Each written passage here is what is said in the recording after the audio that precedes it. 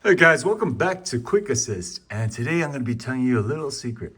Now, Apple will not directly tell you this, so this is why I want to make this video. It is because if your battery, you have a problem with your battery, it does warrant a replacement, but only within a certain amount of time. And I believe it depends on your warranty. So if it's like 3 years, if the battery shows below 80% within that period of time, then you can get a replacement.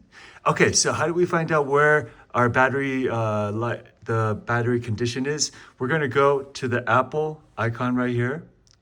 So I go ahead and hit that. And then we're gonna go to System Settings. And then we're gonna go to Battery. And once we get to Battery, you're gonna wanna go Battery Health.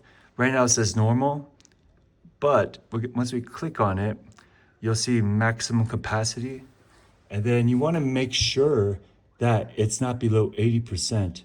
If it's below 80%, then that warrants a new battery under your warranty if you have AppleCare, okay?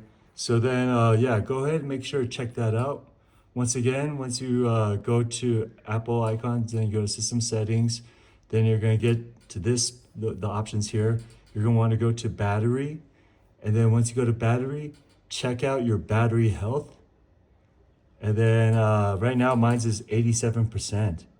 So this is 2023 MacBook Pro, and then it's at 87% now after, I would say like a little over 2 years.